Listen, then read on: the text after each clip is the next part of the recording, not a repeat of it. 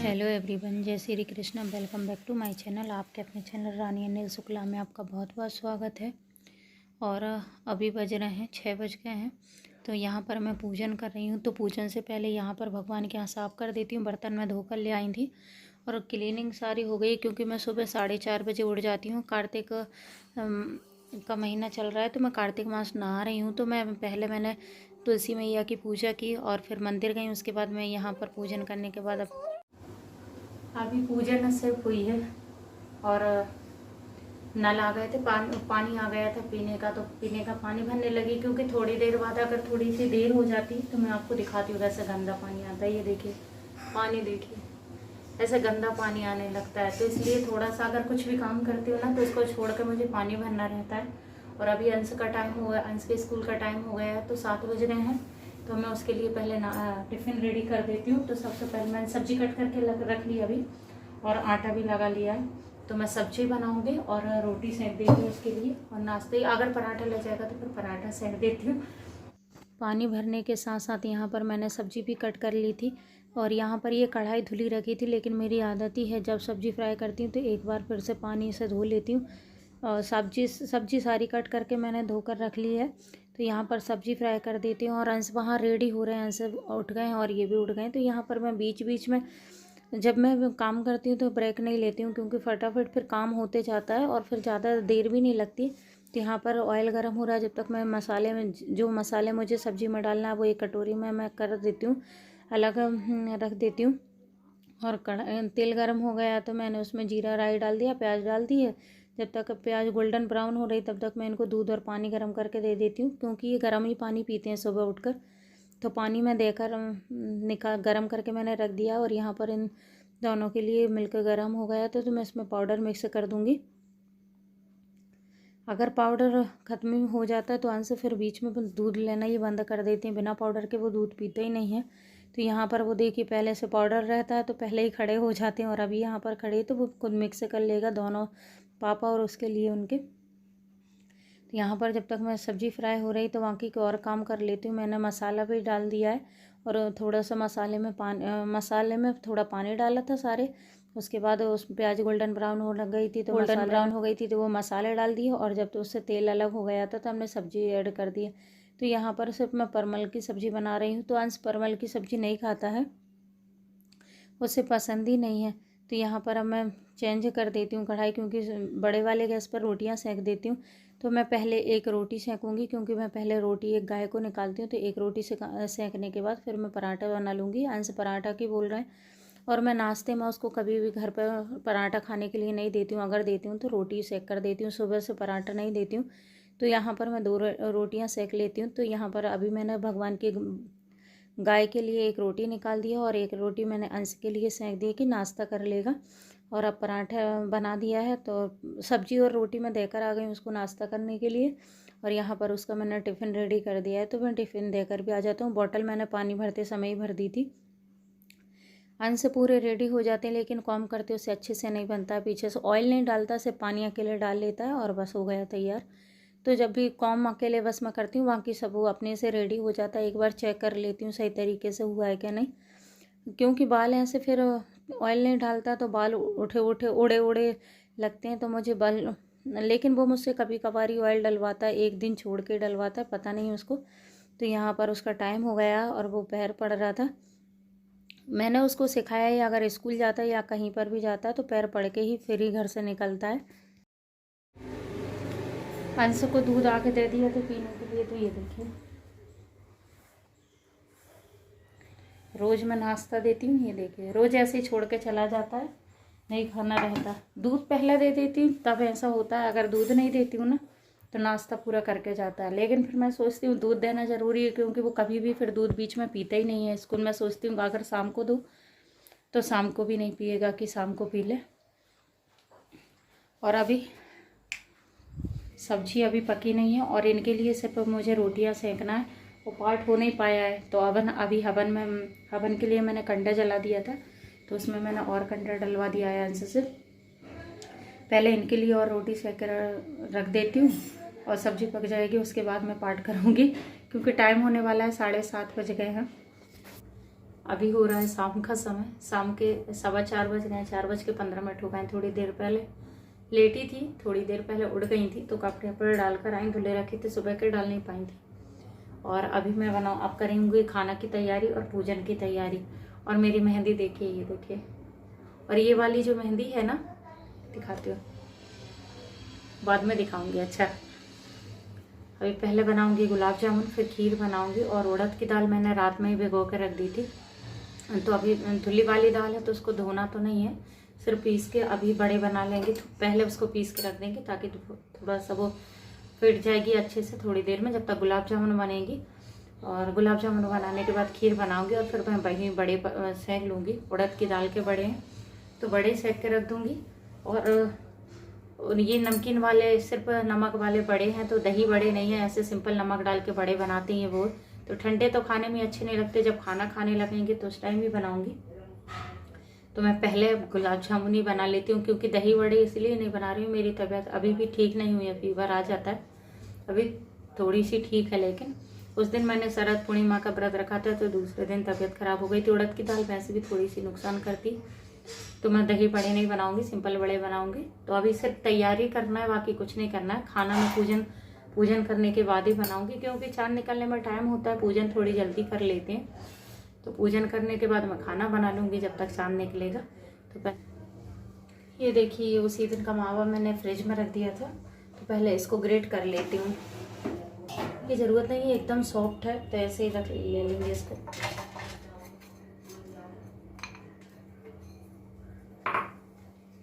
मावे को हम अच्छे तरीके से फोड़ लेंगे, ताकि इसमें बिल्कुल भी लम्स ना रहें, गिठलियाँ नहीं रहें, क्योंकि फिर ये मावा गुलाब जामुन में आती हैं तो अच्छी नहीं लगती, इसलिए हम इसको हाथ से फोड़ लेंगे। और यहाँ पर ये मैंने आटा लिया, आटे को मैंने मैदे वाली छन्नी से छान के 2 चम्मच इसमें आटा डाल दिया है। ज़्यादा मिक्स नहीं करना, नहीं तो ये ज़्यादा डालने से फिर गुलाब जामुन कड़क हो जाती हैं। और इसमें मैंने 1 पिंच से भी कम मीठा सोडा डाला है। याद रखें, ये मीठा सोडा है, तो 1 पिंच सिर्फ डाला। और इसको हम आटा और मीठा सोडा डालने के बाद अच्छे से मिक्स कर देंगे, और इसका एक अच्छा डो तैयार कर लेंगे। इसमें मैंने हाथ में थोड़ा सा घी लगा कर डो तैयार किया है। फिर भी देखिए, मावा में घी ज़्यादा था, तो हाथ में चिपक रहा था। तो मैंने चाशनी बताना भूल गई, यहाँ पर मैंने 1.5 कटोरी चीनी ली थी और 1 गिलास पानी लिया था। तो हमको चाशनी ऐसे रखना है कि हाथ में चिपकने लगे, ज़्यादा गाढ़ी चाशनी इसकी नहीं करनी। अगर ज़्यादा गाढ़ी हो जाती है तो फिर गुलाब जामुन में चाशनी होती नहीं है और अच्छी भी नहीं लगती है। मतलब सिर्फ इतनी चाशनी रखना है कि बस सिर्फ हाथ में चिपकने लगे। और अगर ज़्यादा ये चाशनी बनकर तैयार हो गई, इसमें मैंने 2 इलायची भी डाल दी थी।